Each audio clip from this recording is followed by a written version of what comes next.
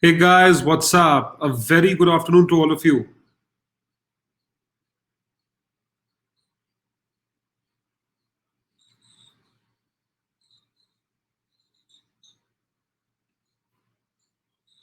A very good afternoon to all of you. Hi everyone. Hello. So I can see students joining in, a lot of students. Excitement about today's special class.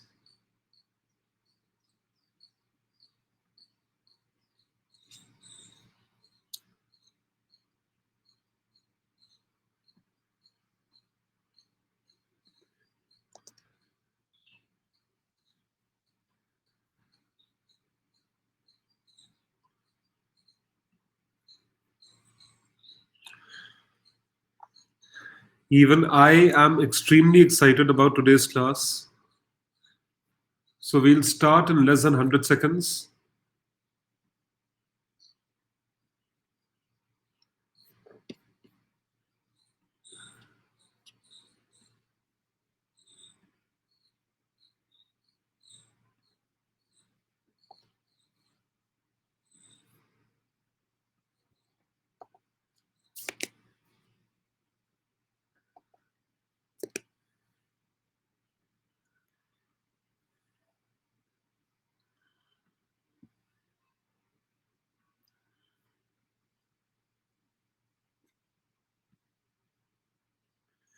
So guys, what I have done is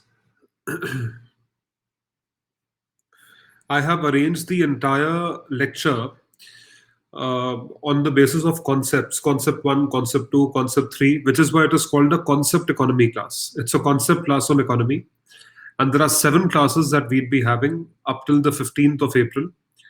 15 अप्रैल तक 7 classes होंगी और इसमें हम लोग concept समझेंगे रोज के almost 10 to 15 concepts, depending की concept कितना बड़ा या छोटा, कितना कॉन्सेप्चुअल, कितना फैक्चुअल है. So I'll be making you understand each and everything. You just have to make sure that you are very regular with the classes. I repeat, you have to make sure that you are very regular with the classes. So, guys, how's the Josh? Increase the energy levels. Give a thumbs up. All my students know what to do while joining the class. Give a thumbs up, all the students. सारे students thumbs up दबाएंगे, सारे students thumbs up दबाएंगे. Every single student will press the thumb at least once and take the count to 5,000 likes because there are more than 500 registrations. And we would be starting with the concepts of economy. The first chapter that we start with today is banking. We start with banking. आप में से कितने लोगों को banking के concepts बिल्कुल clear है?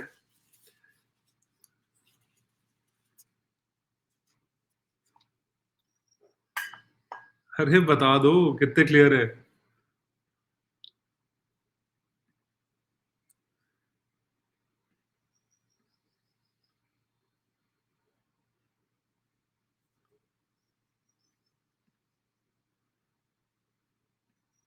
अब कोई हाँ नहीं बोलेगा. Nobody will say yes. Keep giving thumbs up. Every single student shall press the thumbs up. 7 classes. I want all of you to give a thumbs up. पूरी क्लास में थम्स अप देने को तैयार रहे.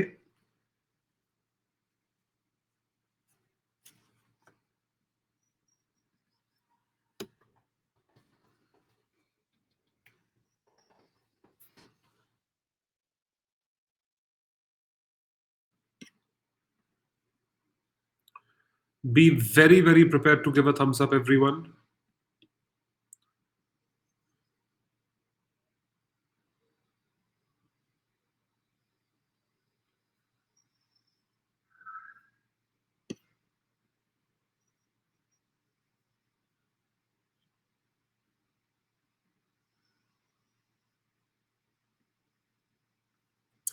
So, guys, starting with the concepts, now most of the students have joined in. अमन राठौड़, हमारे sector को भी seal कर दिया गया है.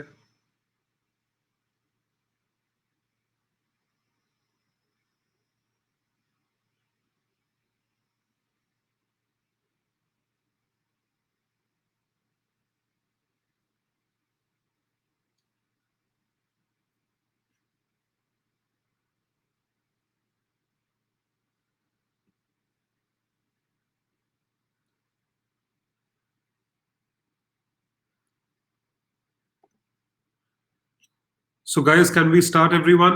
Start करें. Keep giving thumbs up. Keep giving thumbs up. Tell me, start कर सकते हैं?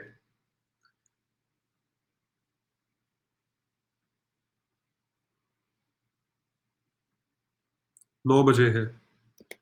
So let's start with the evolution of the banking sector. Evolution of the banking sector, concept 1. Banking sector concept 1. कुछ चीजें factual होंगी, कुछ चीजें conceptual होंगी. आपको याद रखनी है. You have to remember all the things. Every single student shall press the thumb. Every single student. I want all the students to press the thumb. 3 concepts हैं, तीनों कॉन्सेप्ट्स याद करेंगे. बैंकिंग पे इस बार प्रीलिम्स में आप जरूर क्वेश्चंस देखोगे. 27 में से 12 पब्लिक सेक्टर बैंक्स रह गए हैं. समझ में आ रहा है आप लोगों को? 27 में से 12 पब्लिक सेक्टर बैंक्स रह गए हैं. This all of you should know, rather all of you already know.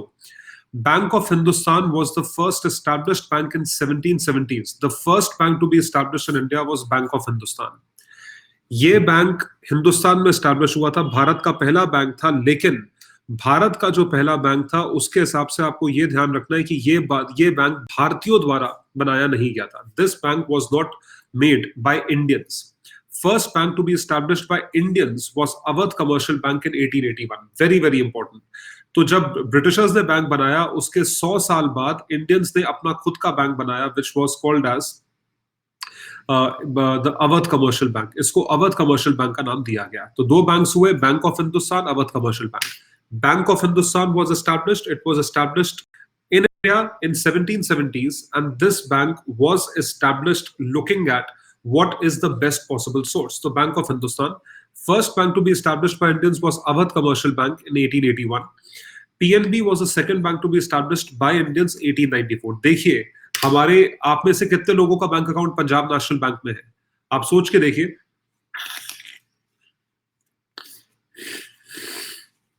आप सोच के देखिए कि कितना वो है. So Bank of Hindustan was first established in 1770s. It was the first bank to be established in India. The first bank to be established by Indians was Awadh Commercial Bank in 1881. PNB was the second bank to be established by Indians. It was in 1894. First bank to be established by East India Company was Presidency Bank of Bengal 1806. Presidency Bank of Bengal established करा गया 1806 में. उसके बाद दोनों और presidencies हैं, presidency bank of Bombay and Madras. Bombay 1840, Madras 1843. There were 3 presidency banks that were established. 3 presidency banks establish किए गए. पहला था 1806 में, फिर 1840 में, फिर 1843 में. तीनों प्रेसिडेंसी बैंक्स को मर्ज किया गया. All were merged into one which was called as Imperial Bank of India in 1921. 1921 में presidency banks were merged into one Imperial Bank of India. It was restructured as SBI, State Bank of India, in 1955. तो 1955 में state bank of India बनाया गया, 1955, और 1921 में imperial Bank of India बनाया गया. सो 1959 central bank, 1969 में गवर्नमेंट ऑफ इंडिया की पहली नेशनलाइजेशन ड्राइव हुई. The government of India undertook the first nationalization drive, if you remember. Indira Gandhi government, Indira Gandhi took up this particular objective of taking the entire thing forward, or taking the entire thing, I would say, in her own hands. And what she did was she made the banking sector nationalize, come under government control. भारतीय control में national banking sector आ गया. This is what happened. ये चीज हुई. तो इस चीज को देखते हुए जब हम लोग इसको आगे लेकर बढ़ते हैं, when we move forward, so ये चीज आप ध्यान रखें. You have to remember this. What is happening as a part of the banks which have been established? Bank of Hindustan was established. It was 1770s, the first bank of India, but not by Indians. उसके बाद जो first bank by Indians establish किया गया वो Awadh commercial bank था, और PNB दूसरा bank था. इस तरीके से बैंक्स एस्टैब्लिश किए गए. This is how banks have been established.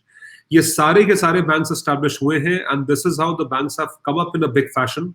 And इस पे बेस्ड जो एमसीक्यू है, अब आप लोग इस पे बेस्ड एमसीक्यू करेंगे. Now you will do the MCQ on this particular basis.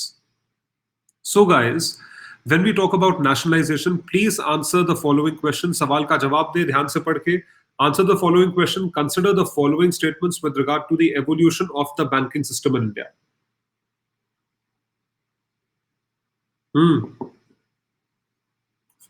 Evolution of banking system in India. Bank of Awadh, established in 1770, was the first bank to be established in India. क्या पहला statement सही है? Amitav Giri, is the first statement correct? First statement is grossly incorrect. First statement grossly incorrect है. Which was the first bank to be established in 1770? It was called the Bank of Hindustan. Bank of Hindustan कहा जाता था. First statement incorrect होते ही A और C eliminate हो जाते हैं. A और C options. First bank to be established by Indians was Bank of Hindustan in 1881, followed by Punjab and Sindh Bank 1894. ये स्टेटमेंट गलत है. बैंक ऑफ हिंदुस्तान पहला बैंक नहीं था. Second statement is also wrong. So B is also wrong. Answer would be D for Delhi. None of the above statements are correct. None of the above statements are correct. इस वक्त इतना divided opinion है options में, मतलब बहुत clear question है, factual question है, उसके बाद भी डिवाइडेड ओपिनियन है. इस वजह से हमें एप्लीकेशन ऑफ नॉलेज देखना बहुत जरूरी है. It is very very important for all of us to look at application of knowledge. Guys, are you able to understand? क्या आप लोग समझ पा रहे हैं जो मैंने आपको समझाया है? बैंक ऑफ हिंदुस्तान पहला बैंक, अवध कमर्शियल बैंक दूसरा bank. That was the second bank that was established. तो इसके चलते आपको ये चीजें ध्यान रखनी है और आपको इसी चीज को अप्लाई करना है.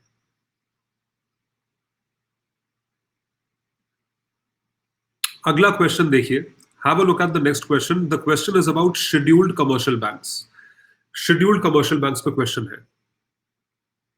अमन प्रियदर्शी, सारे कंफ्यूजन होंगे तुम्हें, मेरी बात मानो, तुम्हें सारे कंफ्यूजन होंगे. You have to be very careful. सवाल है शेड्यूल्ड कमर्शियल बैंक्स के बारे में. The question is about scheduled commercial banks.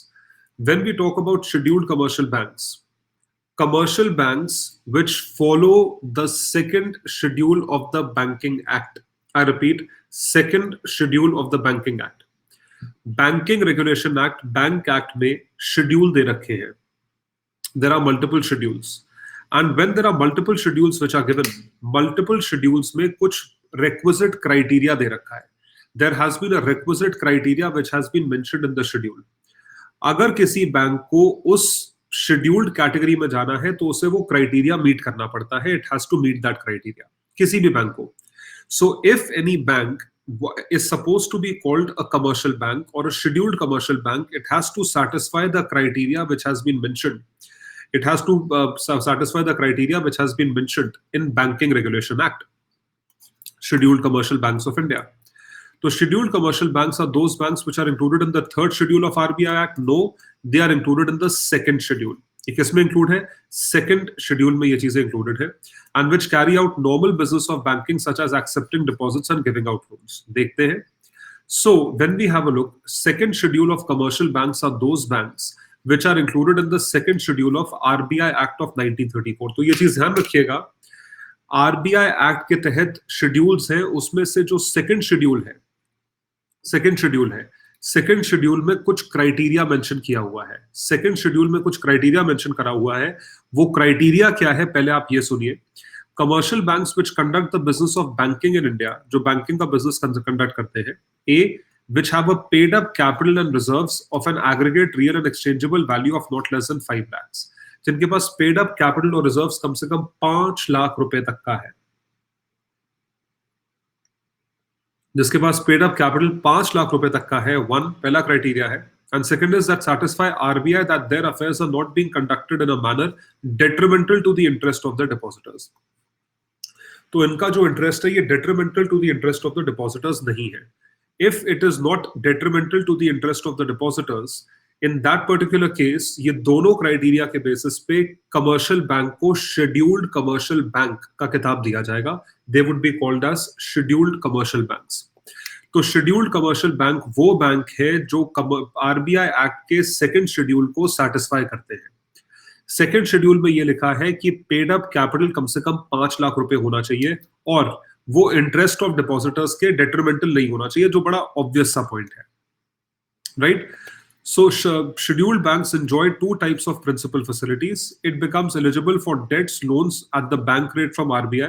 वो RBI से बैंक रेट पे लोन ले सकता है, right? It can take a loan, it can take any debt.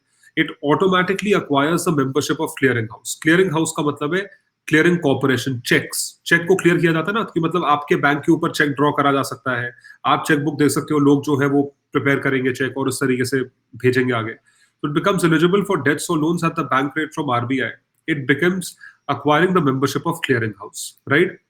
आज की रेट में गाइस आप ये बताइए कि हमारी कंट्री के 27 पब्लिक सेक्टर बैंक्स में से कितने बैंक्स रह गए हैं? How many banks are we left with? There are 27 public sector banks. How many banks are we left with? After mergers we are left with 12 public sector banks, 12 public sector bank रह गए हैं। बताइए इनमें से कौन सा statement आपको सही लग रहा है?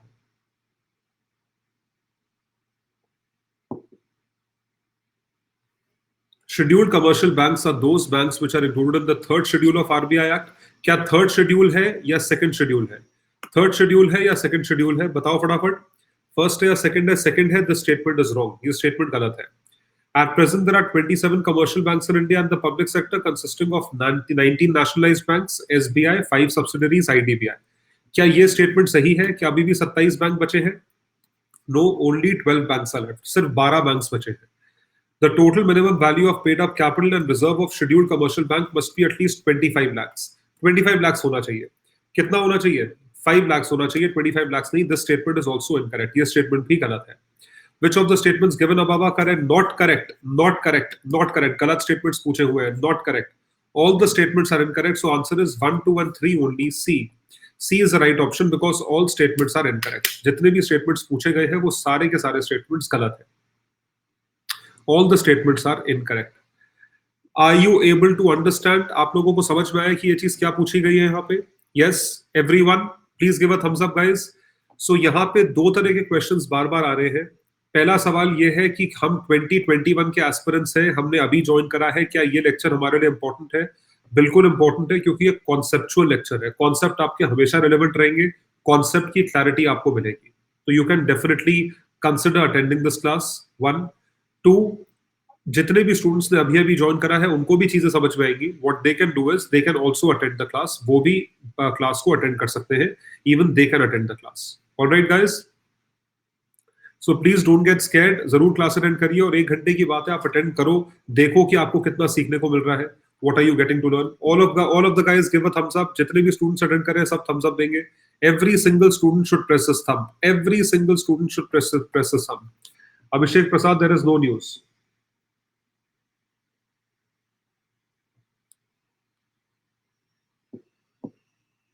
एनबीएफसी पे सवाल है। एनबीएफसी पे सबसे पहले तो मैं एक सवाल ये पूछूंगा, आप ये बताएं दैट अगर मैं ये बोलूं आपसे कि NBFC has a banking licence, तो अब क्या बोलोगे? स्टेटमेंट इज ट्रू और statement is false? NBFC has a banking licence, statement is true और statement is false? Statement is false. NBFC के पास बैंकिंग लाइसेंस नहीं होता है। अरे एनबीएफसी के पास बैंकिंग लाइसेंस होता तो एनबीएफसी बैंक, एनबीएफसी क्यों कहलाता? बैंक नहीं कहलाता। It would have been called a bank. Are you getting the point? उसको बैंक बोलते।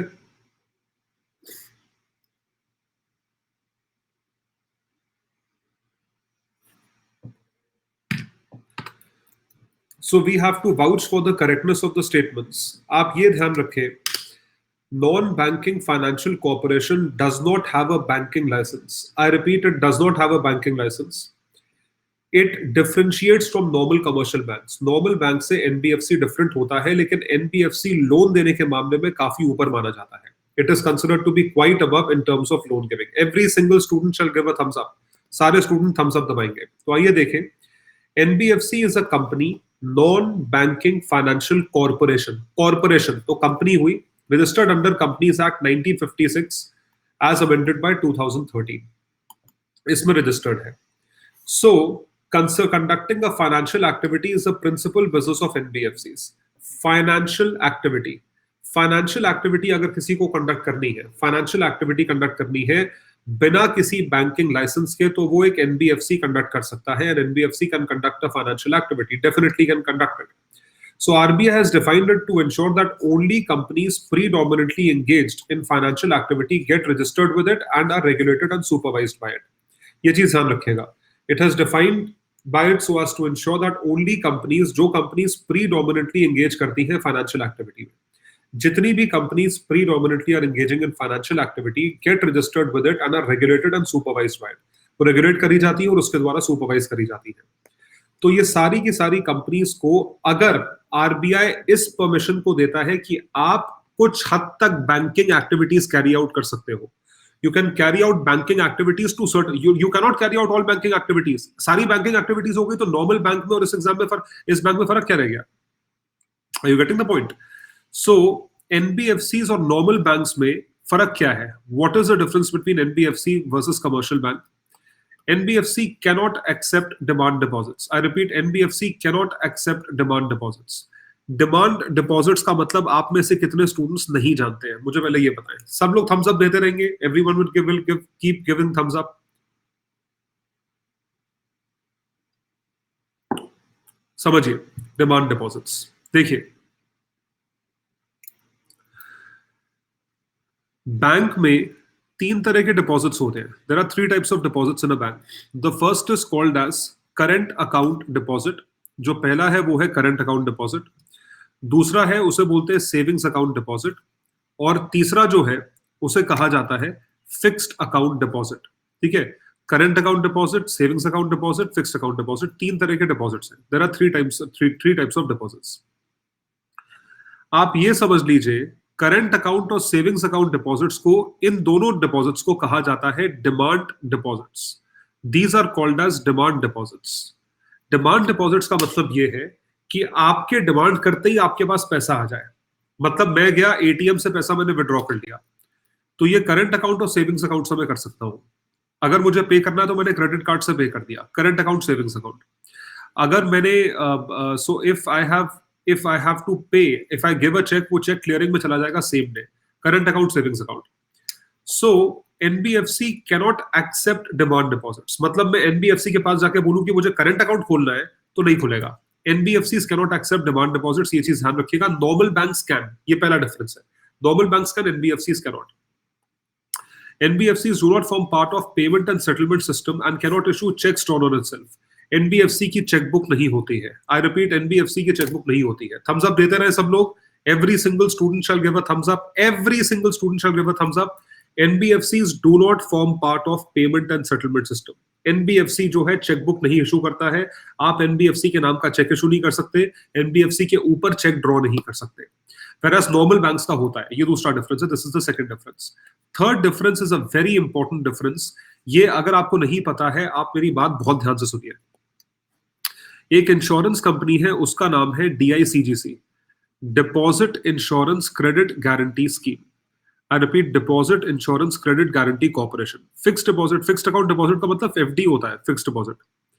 Deposit insurance credit guarantee corporation. Deposit insurance credit guarantee corporation एक ऐसी कॉर्पोरेशन है या एक ऐसा ऑर्गेनाइजेशन है जो कि अकाउंट होल्डर्स को सिक्योर करता है. यानी कि हमारा जितना पैसा बैंक अकाउंट में पड़ा हुआ है, एक अकाउंट में पड़ा है, मान लीजिए 2 लाख रुपए पड़े हुए हैं, किसी के 2 लाख रुपीस, अब वो सिक्योर करेगा इसको to the tune of 1 lakh. It will secure it to the tune of 1 lakh. तो DICGC इंश्योरेंस कंपनी है, बीमा कंपनी है, बीमा करती है अकाउंट होल्डर्स की. तो कल को अगर ये बैंक डिफॉल्ट कर जाए या ये बैंक जो है फेल हो जाए, तो सारे अकाउंट होल्डर्स को 1-1 लाख रुपए तक मिल जाएंगे जिनका बैलेंस 1 लाख रुपए से ज्यादा था. ठीक है. Deposit insurance credit guarantee corporation, but it secures, it insures all, सबको इंश्योर करता है, but it insures all the commercial banks. ये सारे कमर्शियल बैंक्स को इंश्योर करता है. पिछले साल PMC, Punjab and Maharashtra bank, आपने सुना होगा PMC बैंक में घोटाला हुआ. PMC बैंक जो है एक कोऑपरेटिव बैंक था. जब उसमें घोटाला हुआ और देखा कि उसमें घोटाला हुआ है, तो उस चीज से बचने के लिए अपने आप को अपग्रेड करने के लिए गवर्नमेंट ऑफ इंडिया ने, फाइनेंस मिनिस्टर ने इस साल DICGC की लिमिट 1 लाख से 5 लाख कर दी है. The limit has been increase from 1 lakh to 5 lakh. ये चीज ध्यान रखें. 1 लाख रुपए से 5 लाख कर दी है.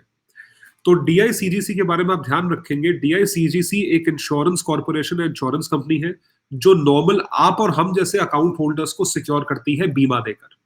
उसकी लिमिट पहले 1 लाख थी, अब उसकी लिमिट 5 लाख कर दी गई है. The limit has been increase to 5 lakh rupees. क्या आप इतना याद रख सकते हैं? Can you remember this?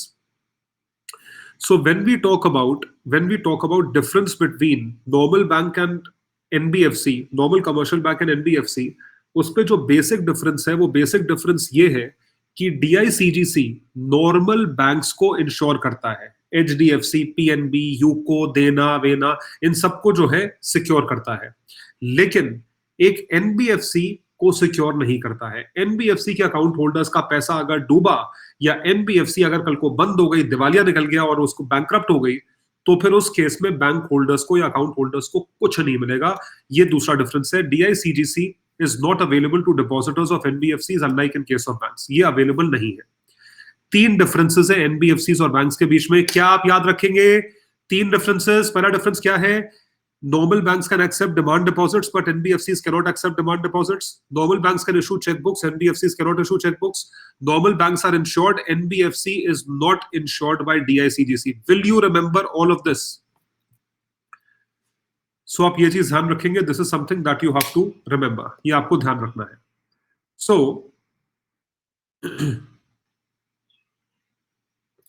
देखिए, NBFCs lend and make investment, and hence their activities are akin to that of banks, which means they can accept demand deposits and can issue checks drawn on itself. क्या वो demand deposits accept कर सकता है? Can it accept demand deposits? It cannot accept demand deposits. First statement is incorrect, तो ये option हट जाता है. NBFCs must be registered under second schedule of RBI Act of 1934. क्या दूसरा statement सही है? दिमाग लगा के बताओ मुझे, क्या दूसरा statement सही है? क्यों सही नहीं है? Why is second statement incorrect? I repeat, why is second statement incorrect?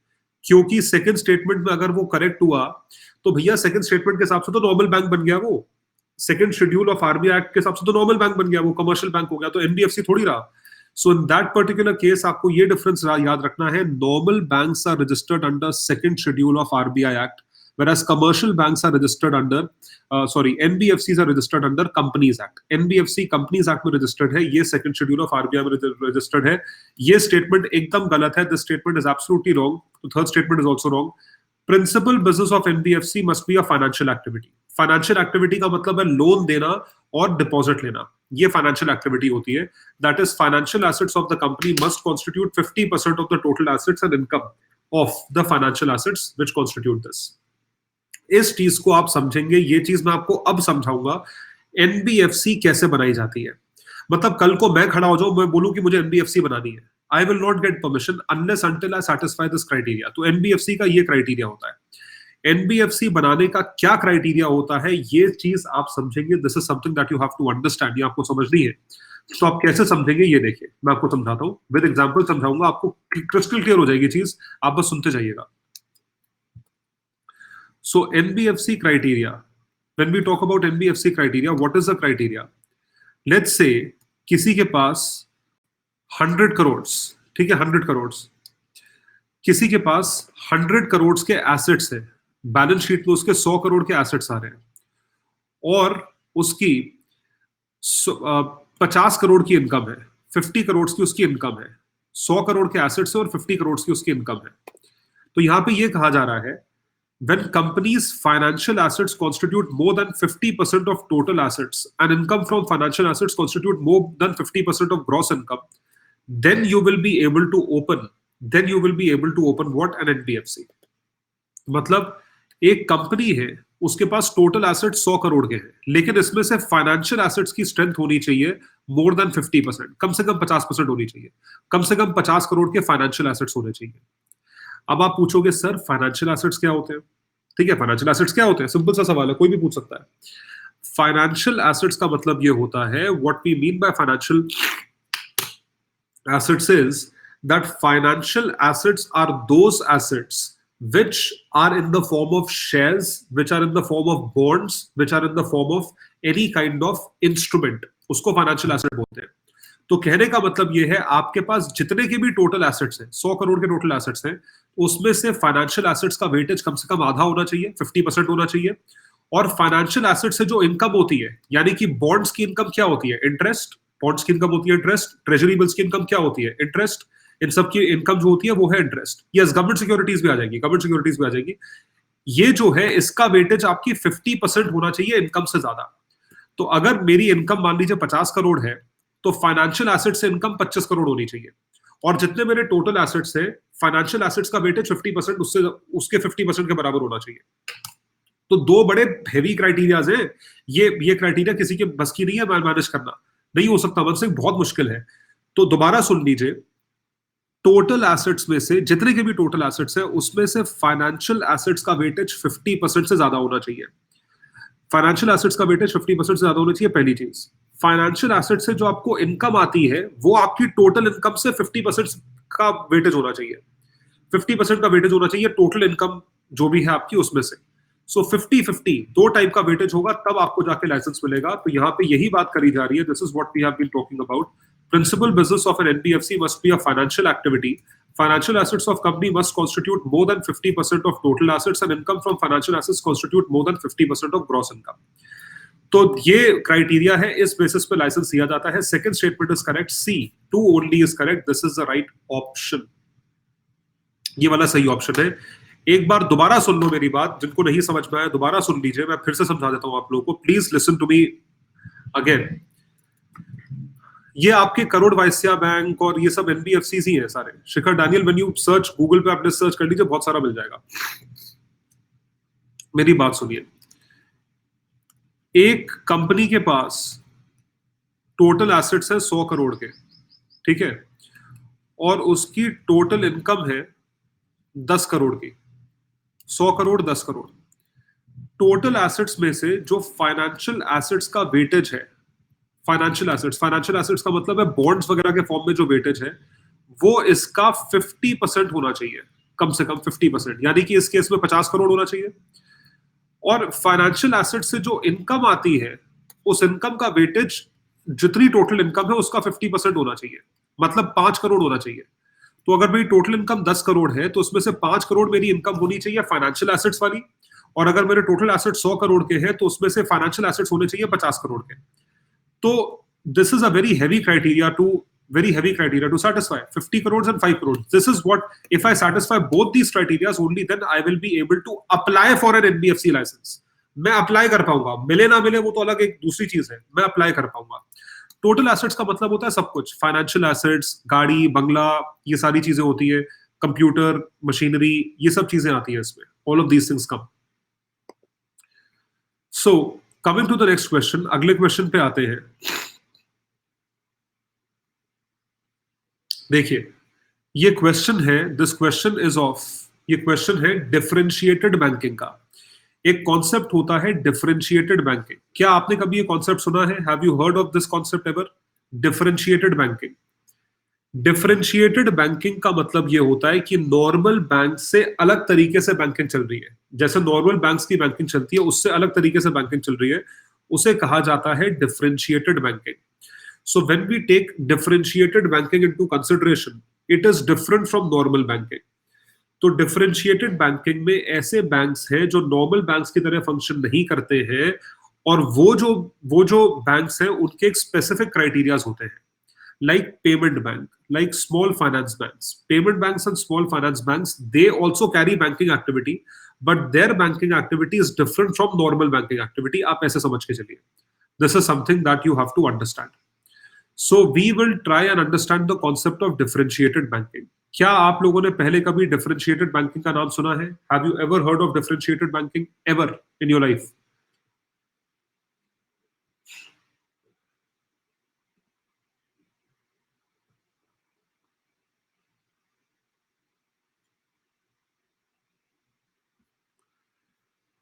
कोई बात नहीं guys, I will explain the entire concept to all of you. उससे पहले मुझे ये बताइए, have you subscribed to my telegram handle? यहाँ पे जो लिंक पेस्ट करा हुआ है, ये जो लिंक पिन करा हुआ है, ये मेरे टेलीग्राम हैंडल का लिंक है, इस पे सब्सक्राइब करें। Subscribe to this link and you will find all the PDFs plus the updates about my classes. मेरी क्लासेस के सारे अपडेट्स और सारे PDFs आपको मेरे टेलीग्राम हैंडल पे मिलेंगे। तो उसको सब्सक्राइब करिए, subscribe by clicking on the Telegram handle पे क्लिक करें और इसको सब्सक्राइब करें।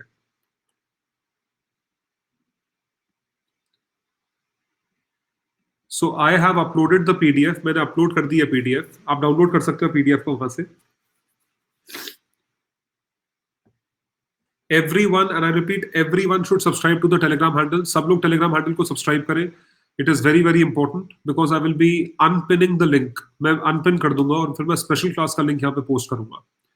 तो मैं चाहता हूँ कि आप सब लोग स्पेशल टेलीग्राम हैंडल को सब्सक्राइब कर लें।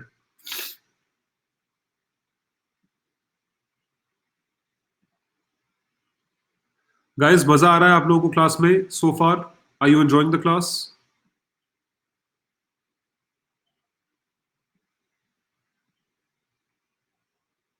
Everyone?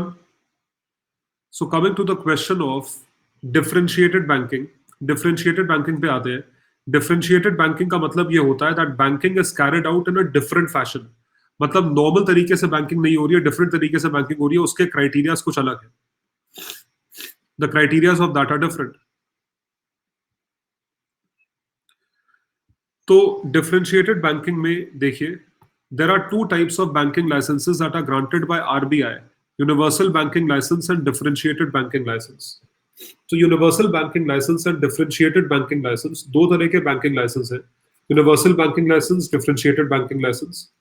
यूनिवर्सल बैंकिंग लाइसेंस जो है वो आप जो हम लोग बैंक्स नॉर्मली देखते हैं उन सबको प्रोवाइड करा जाता है. All those banks are given universal banking license. SBI, आपका जो ये बहुत लेटेस्ट है बंधन बैंक, ठीक है, बंधन बैंक, आरबीएल बैंक, इनको लाइसेंसेस मिले ना, so they have gotten the licence. इन सबको लाइसेंस मिला है. So in this particular case ये सब यूनिवर्सल बैंकिंग लाइसेंसेस है. डिफरेंशिएटेड बैंकिंग लाइसेंस मिलते हैं सिर्फ कुछ लोगों को, जैसे एयरटेल का पेमेंट बैंक, पेटीएम का पेमेंट बैंक, ये सब डिफरेंशिएटेड बैंकिंग लाइसेंस के तहत आते हैं. सो डिफरेंशिएटेड बैंक्स और niche banks are banks that serve the needs of a specific demographic niche of the population.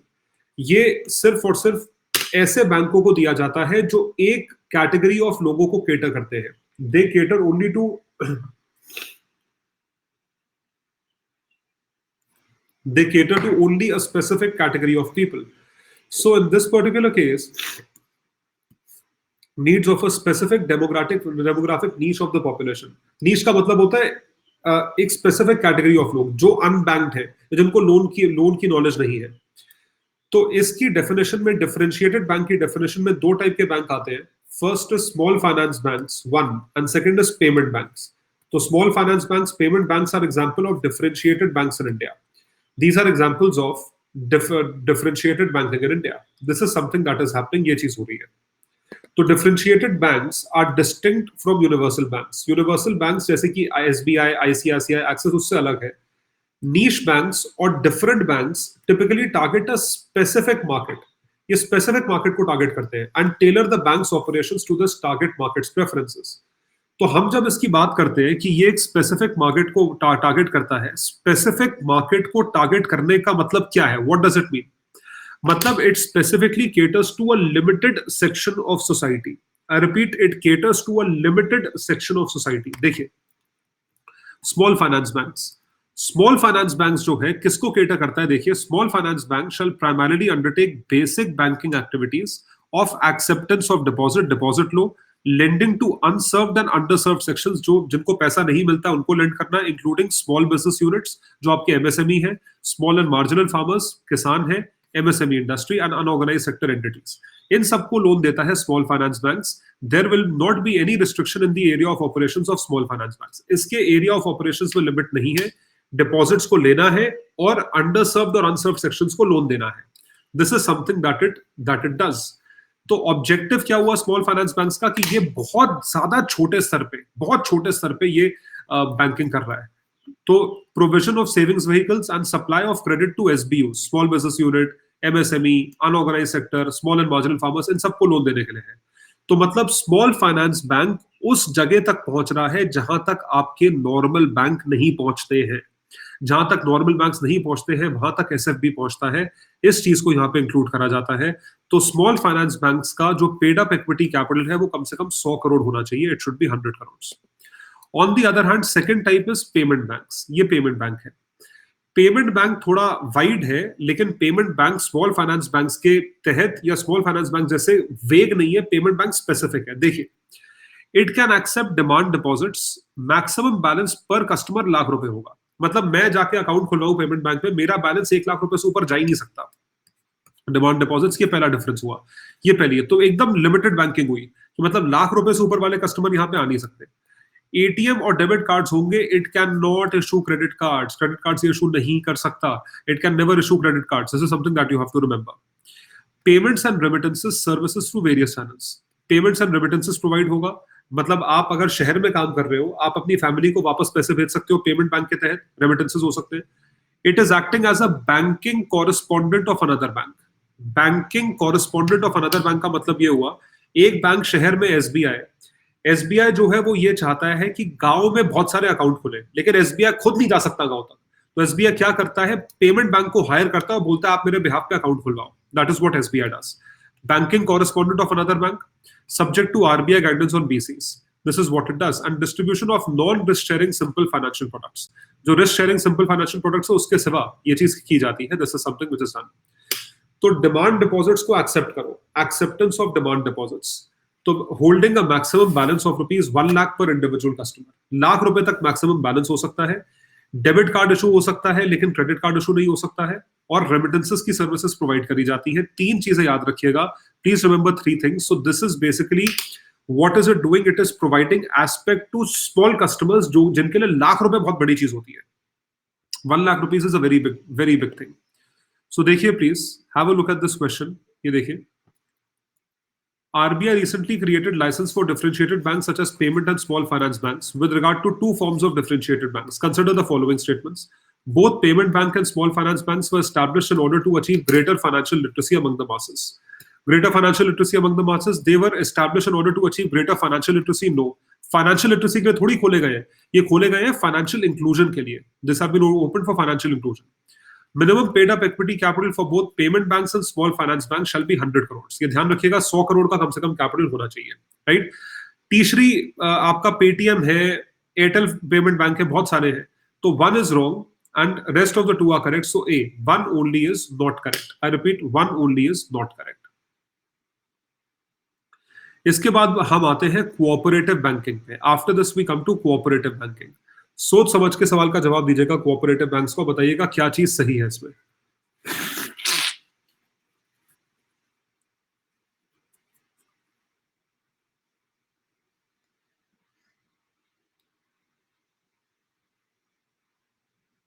Normal market exchange rate से, जो भी फॉरेन एक्सचेंज रेट है. लेकिन आपको देखना पड़ेगा उस पर टैक्स कटेगा या नहीं कटेगा.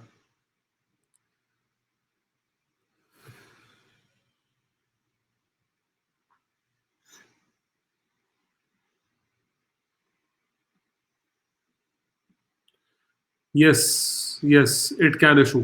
हालांकि वो इशू नहीं करता है बट इट कैन इशू कर सकता है.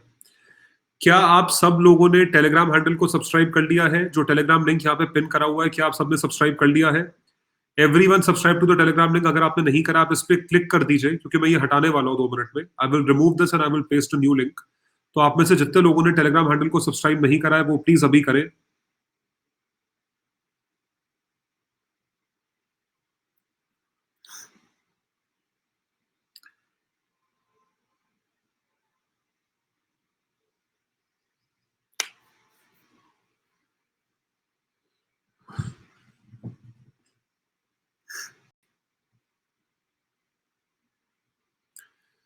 सो अब हम डिस्कस करेंगे कोऑपरेटिव के बारे में. कोऑपरेटिव के बारे में डिस्कस करेंगे. क्या आप कोऑपरेटिव के बारे में जानते हैं? Do you know what a cooperative is?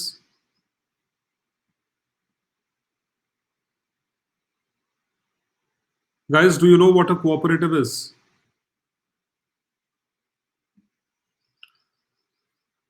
Cooperative is a group of people, or cooperative is a firm which has a group of people. A group of people होते हैं cooperative में.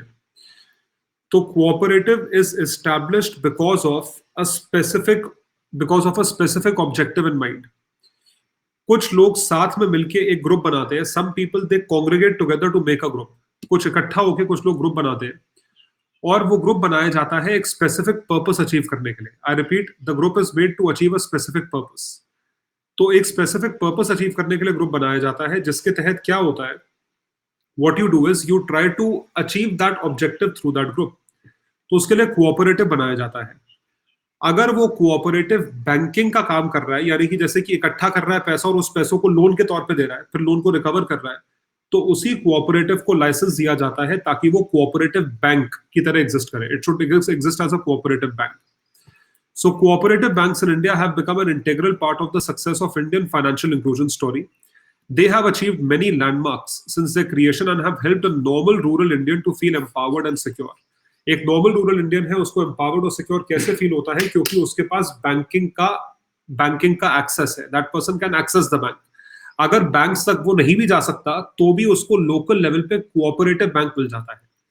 तो these banks are organized under State Governments Act. Very very important for PT. Very very important. आप में से कितने लोगों ने कोऑपरेटिव्स देखे हैं स्टेट लेवल पे? Bihar cooperative bank, Jharkhand cooperative bank, Chhattisgarh cooperative bank, इस तरीके से कई सारे स्टेट लेवल पे कोऑपरेटिव बैंक्स होते हैं. They give short-term loans to agricultural sector and other allied activities. Very very important for PT. इस वजह से cooperative banks important है. वो short term loans देते हैं agricultural sector और allied activities को. They give short term loans. Main goal of cooperative banks is to promote social welfare by providing concessional loans. ये basic objective है. In fact, किसी भी cooperative का objective यही होता है to benefit the society और social welfare. इस चीज को ध्यान रखिएगा. Every single person's objective is to do what? Is to basically provide social welfare. तो एग्रीकल्चर एलाइड एक्टिविटीज मींस उन एक्टिविटी से जुड़ी हुई एक्टिविटीज को एलाइड एक्टिविटीज कहा जाता है. That is something which is there. ये चीज है, तो ये चीज आपको ध्यान रखनी है. This is something that you have to remember. So main goal of cooperative bank is to promote social welfare by providing concessional loans. तो ये कोऑपरेटिव बैंक का बेसिक ऑब्जेक्टिव होता है. कोऑपरेटिव बैंक 3 टियर्स पे होते हैं: state level, district level, village level. Very very important, cooperatives are not at national level. I repeat, cooperatives are not at national level. ये बात आप याद रखेंगे. Will you remember this? Cooperatives are not at national level. Cooperatives national level पे नहीं होते हैं क्योंकि cooperative क्या है? Cooperative एक state subject है. I repeat, cooperative is a state subject. State subject के हिसाब से cooperative operate करता है और उसी हिसाब से cooperative आगे चलता है. So आप ध्यान रखिए, cooperative को जब banking license मिलता है तो वो इतना बड़ा हो जाता है. वैसे cooperative is not that big a bank. तो स्टेट लेवल पे state cooperative banks which are regulated by Reserve Bank of India, state government, NABARD, PT fact. कौन कौन रेगुलेट करता है स्टेट गवर्नमेंट वाले कोऑपरेटिव को? RBI, state government and NABARD. It is funded by RBI, government and NABARD. Money is then distributed to the public.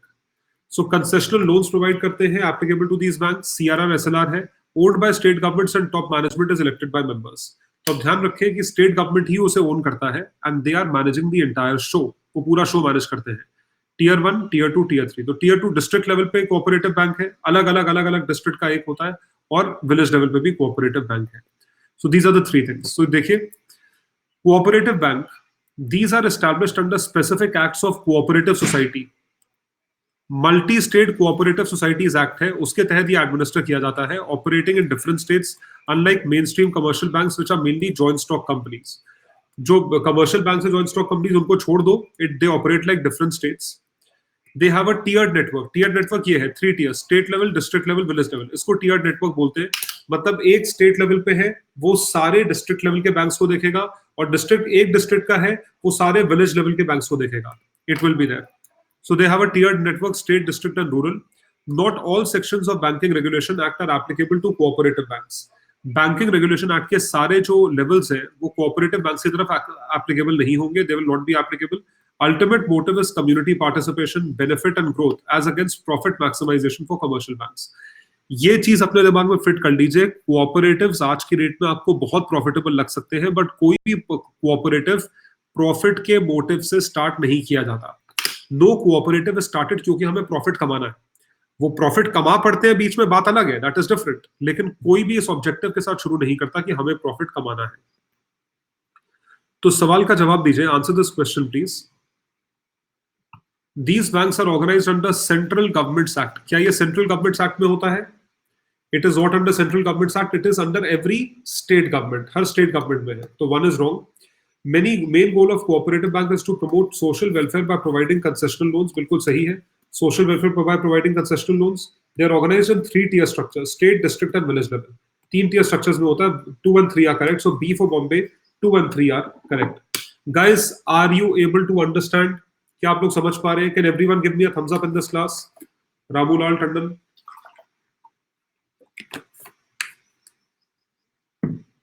Can everyone give me a thumbs up? मजा आ रहा है class में? Are you enjoying the class, Gajanand?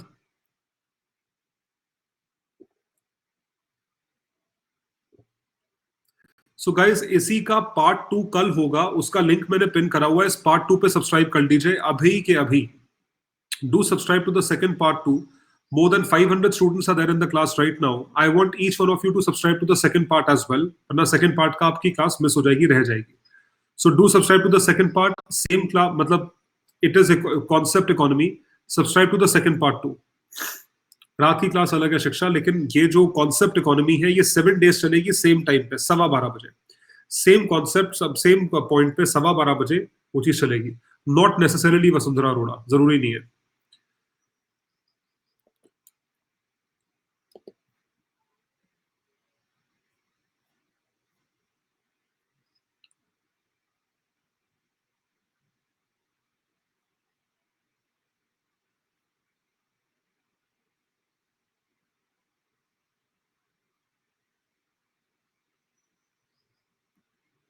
एक सवाल करेंगे, बहुत अच्छा question है. This is a very good question, please answer this question. Yes Rathore, economic survey की क्लासेस चल रही है मॉर्निंग में. Answer this question, we'll be doing. अरे अभी क्लास खत्म नहीं हुई है, ध्यान से भागो मत, क्लास खत्म नहीं हुई है. Increase the likes, keep giving likes. Every single student would press a thumbs up. सारे students thumbs up press करेंगे. Take the count to 5,000 likes and subscribe to the second part. Second part कल दोपहर 12:15 है, उसको subscribe करिए, link आपके सामने है.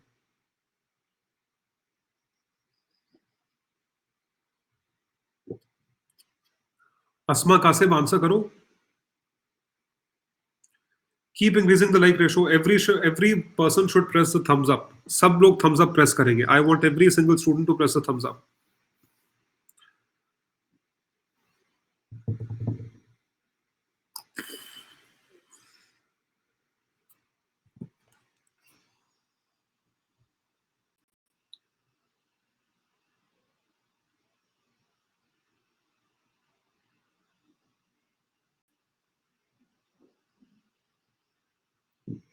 Keep increasing the thumbs up. 5,000 likes is the target.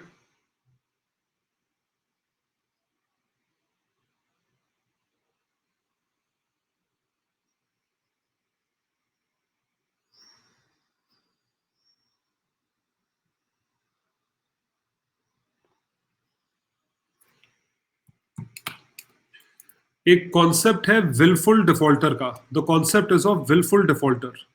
क्या आप लोगों ने कभी विलफुल डिफॉल्टर के बारे में सुना है? Have you heard of wilful defaulter? Yes. Wilful का मतलब क्या होता है? What does wilful mean? जानबूझ के विलफुली. किसी ने जानबूझ के डिफॉल्ट करा है.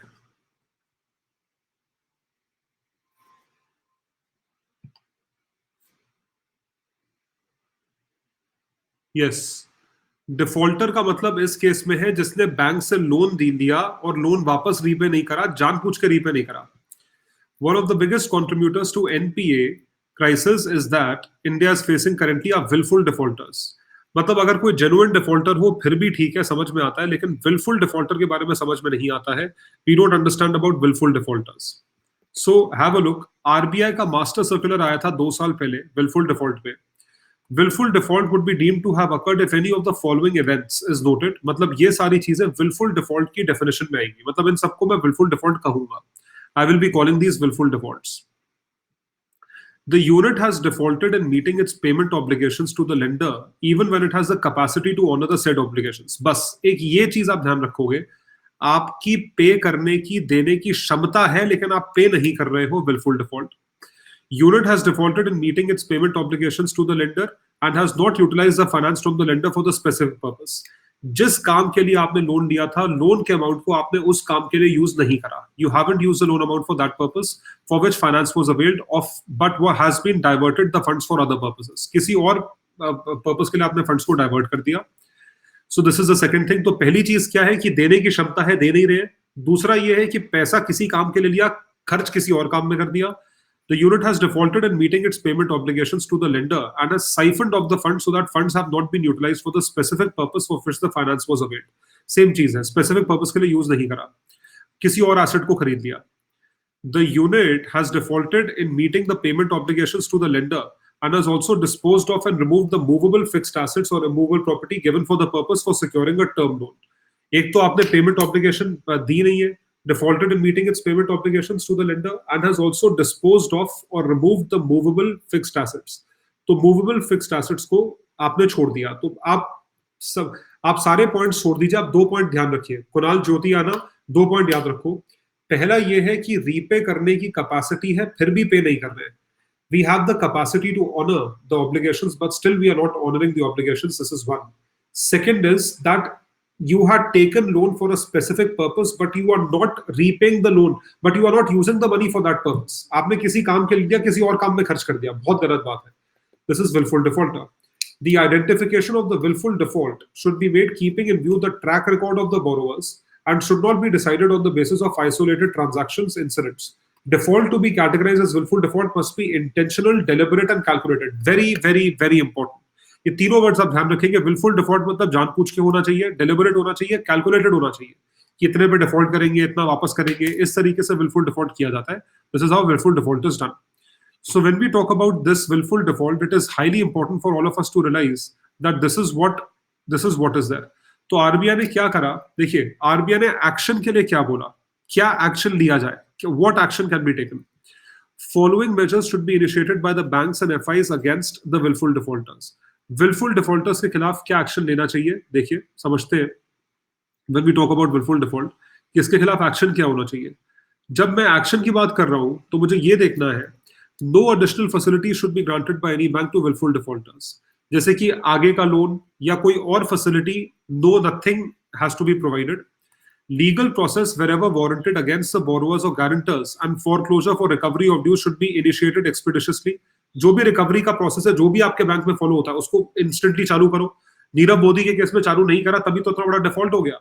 अरे सोच के देखो, नीरव मोदी टाइप डिफॉल्ट क्या एक रात में हो सकता है कि उसने 10,000 करोड़ का लोन लिया हुआ था और वो रातों रात भाग गया, पे नहीं कर पाया, भाग गया. एक दिन में होता है स्कैम, बहुत सालों में होता है scam. Wherever possible, banks and financial institutions should adopt a proactive approach for a change of management of a willfully defaulting borrower unit. तो बिल्कुल सही बात है दैट आपको मैनेजमेंट चेंज करना पड़ेगा, मैनेजमेंट को चेंज करना चाहिए. They should adopt a proactive approach. अगर आपने उल्टे सीधे लोन्स दिए तो गलती मैनेजमेंट की है. जो डिफॉल्ट कर रहा है उसकी तो नीयत खराब है, उसकी तो नीयत ही खराब है. जो दे रहा है लोन उसको पकड़ो ना जाके. Are you getting the point? The person who's giving the loan, that person has to be caught. तो प्रोएक्टिव का मतलब है जल्दी, मतलब कोई डिफॉल्ट होने से पहले आपने एक्शन ले लिया for a change of management of the wilful defaulting borrower unit. A covenant in the loan agreements with the companies to which the banks FIs have given funded should be incorporated by the banks to effect that borrowing company should not induct on its board a person whose name appears in the list of willful defaulters. अगर किसी का नाम wilful defaulter में आ रहा है तो बड़ी common sense है कि भाई उसे बोर्ड में मत इंक्लूड करो. क्यों इंक्लूड कर रहे हो? This is common sense. It would be imperative on the part of banks and financial institutions to put in place a transparent mechanism for the entire process. Transparent mechanism लगाएं और बताएं कि क्या चीज किस वजह से अप्लाई की जा रही है, so that the penal provisions are not misused and the scope of such discretionary powers are kept to the barest minimum. It should also be ensured that a solitary or isolated instance is not made the basis for imposing the penal action. तो अगर किसी के खिलाफ penal action impose करना है तो वो भी हो सके. This is something that all of us should be sure of. All of us should have that courage to do it. मतलब आप अगर अपनी ethics के साथ, morals के साथ compromise नहीं कर रहे हो तो ऐसे के इंसान के खिलाफ आप जरूर एक्शन ले जो ये हरकत कर रहा है. तो RBI circular on wilful default, इन दोनों में से स्टेटमेंट्स बताएं कौन कौन से अप्लाई होते हैं.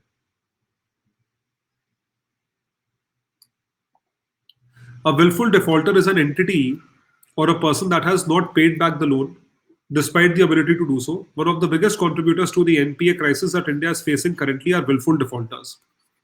Consider the following statement. One is considered to be a willful defaulter when he or she has defaulted in meeting its payment obligations to the lender and has siphoned off the funds so that funds have not been used for specific purpose for which the finance was availed. Siphoned का मतलब है मार लेना. Siphon का मतलब होता है हिंदी में मार लेना, आपने पैसा जो है मार लिया. दिल्ली की भाषा में, नॉर्थ इंडिया की भाषा में यही बोलते हैं. तो specific purpose for which the finance was availed, this is something that was done. तो first statement is correct. RBI has recommended that wherever possible, the banks and financial institutions should adopt a proactive approach for a change of management of a willfully defaulting borrower unit. बिल्कुल सही बात है. Proactively अगर आप management को change करना चाहें तो मैनेजमेंट को चेंज करो. कॉमन सेंस है भैया, मैनेजमेंट को चेंज करो. मैनेजमेंट चेंज नहीं करोगे तो वो मैनेजमेंट दोबारा डिफॉल्ट करेगी. तो 1 and 2 both are correct. C is the right option. C जो है वो सही ऑप्शन है. हम सवाल कर रहे थे विलफुल डिफॉल्ट का. We were doing the question on wilful default. Guys, are you able to understand? क्या आप लोग समझ पा रहे हैं सब लोग? यस. इसी बात पे एक सवाल और करेंगे. देखिए और बताइए कि क्या आपको सही लग रहा है. What are you finding to be correct in this particular case? आपको इसमें से क्या सही लग रहा है? ये सवाल है डोमेस्टिक सिस्टेमिकली इंपॉर्टेंट बैंक्स पे. The question focuses on domestic systemically important banks. Domestic systemically important banks पे फोकस है.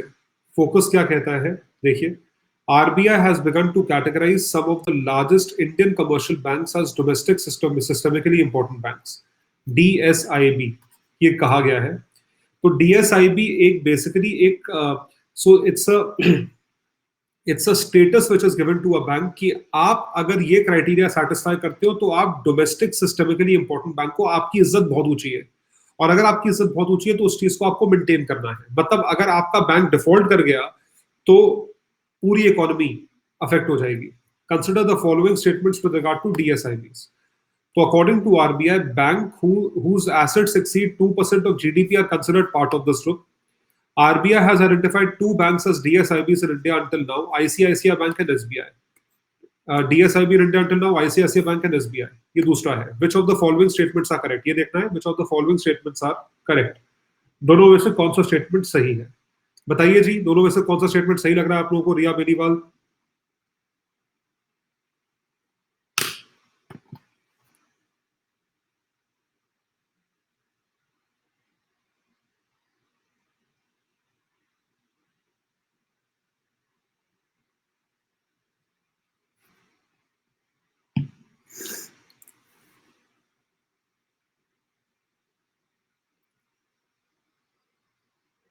Domestic systemically important bank. इतना डिवाइडेड कैसे हो रहा है भाई? Why is the poll so divided?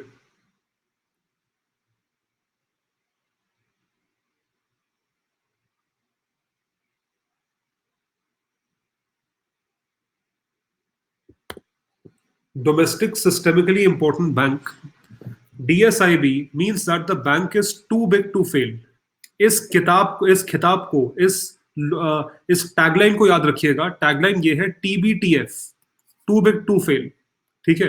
According to the RBI, some banks become systemically important due to the size, cross jurisdictional activities, complexity and lack of substitute or interconnection. Domestic systemically important banks, they are too big to fail. मतलब ये इतने बड़े हैं कि हम afford नहीं कर सकते कि ये बैंक फेल कर जाए। We can't afford this bank to fail, for this bank to fail. So according to RBI, some banks become systemically important due to their size. Mainly देखिए, हमारी definition के हिसाब से बैंक बड़ा अपने size के हिसाब से होता है। So banks whose assets exceed 2% of GDP are considered part of this group.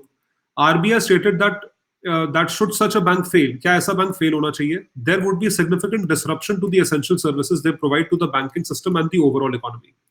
कि ओवरऑल इकोनॉमी या बैंकिंग सिस्टम में एसेंशियल सर्विसेज में हिट आ जाएगा अगर ऐसा होता है। तो banks whose asset exceed 2% of GDP are considered a part of this group. The too big to fail tag also indicates that in case of distress, the government is expected to support these banks. Too big to fail है और banks distress में है। अगर ऐसा bank किसी वजह से distress में जाता है तो सरकार सब कुछ करेगी इस बैंक को सस्टेन करने के लिए, और करना भी चाहिए। Due to this perception, these banks enjoy certain advantages in funding. It also means that these banks have different set of policy measures regarding systemic risk, moral hazard issues, सब कुछ। मतलब बेसिकली बैंक इतना बड़ा है कि आप चाहोगे नहीं कि बैंक डिफॉल्ट कर जाए। तो आरबीआई ने एचडीएफसी बैंक को डीएसआईबी की कैटेगरी में डाला।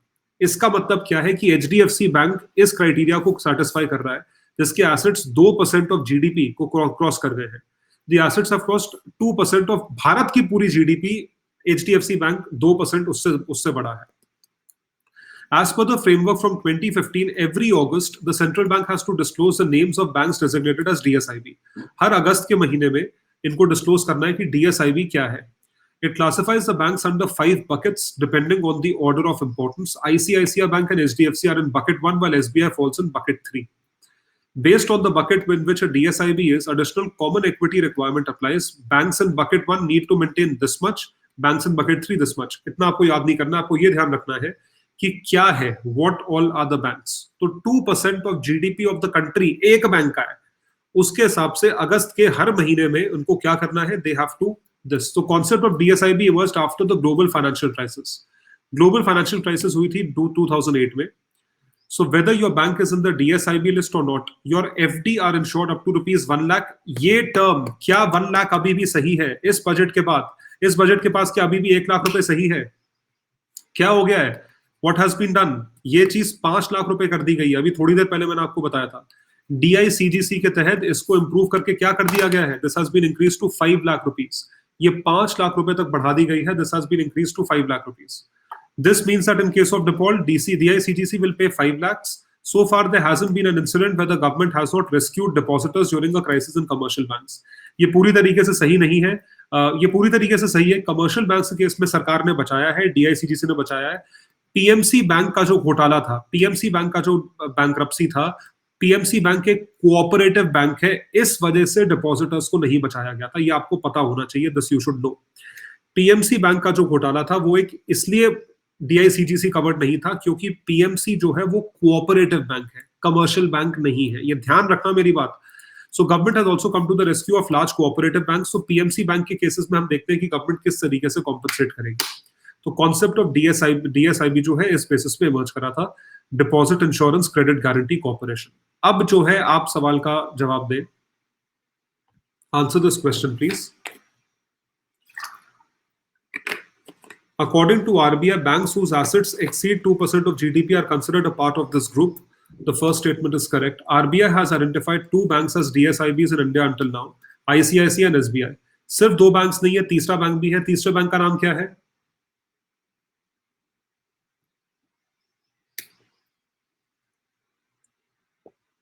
HDFC। ये गलत है, तो one only is correct, one only is correct. The second statement is incorrect. Second statement जो है वो गलत है, one only is correct, second statement is incorrect. So guys, यहाँ पे बैंकिंग चैप्टर के इंपॉर्टेंट कॉन्सेप्ट्स खत्म होते हैं और हमारी क्लास भी। हम कल शुरू करेंगे मॉनेटरी पॉलिसी के इंपॉर्टेंट कॉन्सेप्ट से। We will start with monetary policy के important concepts, right? So in this particular case ये चीज इतनी हाई यील्डिंग सीरीज है, आपको इस सीरीज से सिर्फ और सिर्फ इस 7 क्लास की सीरीज से you will get umpteen number of questions. आपको बहुत सारे क्वेश्चंस मिलने वाले हैं। मेरी 2-3 अनाउंसमेंट्स है, मेरी बात सुनिए बहुत ध्यान से। सबसे पहली चीज, आज पहली क्लास थी, कल दोपहर को 12:15 बजे दूसरी क्लास है। बहुत सारे स्टूडेंट्स ने आज लेट ज्वाइन करा है। मैं चाहता नहीं कि आपके देखिए क्लासेस मिस हो, तभी मैंने ये special classes, free of cost classes है। मैं चाहता हूं आप सबको मैक्सिमम बेनिफिट पहुंचे, तो आप प्लीज टाइम पे ज्वाइन करिए, 12:15 बजे डॉट ज्वाइन कर लीजिए। जो यहाँ पे मैंने लिंक पिन करा हुआ है, जो लिंक आप देख पा रहे हो, ये जो लिंक है ये पार्ट 2 का लिंक है जो कि कल दोपहर को होगा। इस लिंक पे सब्सक्राइब करिए आप लोग अभी के अभी। Please subscribe to this link right here, right now. I am waiting for you to subscribe. इस लिंक पे सब्सक्राइब करिए। कल हम मॉनेटरी पॉलिसी के कॉन्सेप्ट्स पढ़ेंगे, जिससे आपको एक सवाल जरूर मिलेगा, गारंटी मेरी है। You will get at least 1 question. You can even get 3 questions from monetary policy. All right. Subscribe to this today. इस पे सब्सक्राइब करिए। ये कल की क्लास है, ये कॉन्सेप्ट एक्सक्लूसिव क्लासेस है that you are doing right now। जो आप अभी आप पढ़ रहे हो, कॉन्सेप्ट एक्सक्लूसिव क्लासेस है, बहुत ज्यादा रेलेवेंट क्लासेस है, ये आपको करनी है। इसके सिवा रात को 9 बजे करंट अफेयर्स की क्लास है, current affairs on polity. Current affairs on polity की क्लास होगी, वो होगी रात को 9 बजे। सो उसका लिंक आप मेरी प्रोफाइल पे ढूंढ ले। You will find the link of that on my profile, so you can do that. ये कॉन्सेप्ट एक्सक्लूसिव क्लासेस चलेंगी 7 क्लासेस, 15 अप्रैल तक चलेंगी। 7 क्लासेस तक चलेगा। आपको 7 क्लासेस तक रोज 12:15 से 1:15 मेरे साथ रहना है। इस वक्त क्लास में 500 plus students. I want all of you to be there and I want all of you to join on time. आप लोग टाइम पे ज्वाइन नहीं करो, बहुत सारे स्टूडेंट्स ने अभी आधे घंटे पहले ज्वाइन करा है। इस लिंक पे सब्सक्राइब करें ताकि आपको नोटिफिकेशन आ जाए, एसएमएस आ जाए और आप सब्सक्राइब करें, ठीक है? So I want all of you to subscribe. Guys, I am coming up with the course on current affairs comprehensive current affairs 2020 के एस्पिरेंट्स के लिए है। पिछले 16 महीने के current affairs on economy, on polity, on science and tech, environment and ecology, as well as art and culture हम cover करेंगे। Batch शुरू हो रहा है 15 अप्रैल से, 15 April evening 6 to 8 p.m. I want all of you, and I repeat, I want all of you to subscribe to this batch. It would be highly useful. बहुत useful होगा ये बैच। तो करंट अफेयर्स कॉम्प्रिहेंसिव बैच है सारे subjects का, ठीक है? ये आप ज्वाइन कर सकते हैं अगर आप 2020 के एस्पिरेंट हैं तो। इसके सिवा my complete course on polity prelims as well as mains, complete syllabus on polity as well as complete syllabus of mains. This is starting on 27th of April। ये 27 अप्रैल को शुरू हो रहा है। आप इस बैच को सब्सक्राइब कर सकते हैं सिर्फ और सिर्फ unacademy.com/plus पे। ये सारे बैचेस प्लस पे हैं। इसके सिवा मेरे पूरे साल कोर्सेज आते हैं इंटरनेशनल रिलेशंस पे, सोशल सिक्योरिटी पे, सोशल इश्यूज पे, एमसीक्यूज पे, सारे। इकोनॉमी बैच स्टार्ट हो रहा है मिड ऑफ मे से इकोनॉमी बैच अनाउंस होगा। So guys, you can subscribe for these batches. मेरा कोड है AYU10। I repeat, my code is AYU10. AYU10 is my code. IU10 is my code. Use this code when you are considering to subscribe for the Plus platform. You will get 10% off on your subscription amount. आपको अपने subscription amount पे 10% of मिलेगा. मेरा code use करें in order to subscribe for this batch. Alright guys, I will see you tomorrow at 12:15. और आज रात को 9 बजे भी स्पेशल क्लास है. सबसे पहले मैं ये बोलूंगा कि आप कॉन्सेप्ट एक्सक्लूसिव क्लासेस को सब्सक्राइब करें. 7 लिंक्स मेरे टेलीग्राम हैंडल पे दे रखे हैं. All 7 links have been given on my Telegram handle. So Tejas 2021 के लिए पॉलिटी बैच 27 अप्रैल को शुरू हो रहा है. आप वो सब्सक्राइब कर सकते हो. It is starting on the 27th of April. आप उसको सब्सक्राइब कर सकते हैं. All right, guys. So see you again. See you tomorrow at 12:15 and see you at 9 o'clock tonight for the Polity Current Affairs. Bye, everyone. Take care. All the best. I had a pleasure in teaching all of you. Bye, everyone.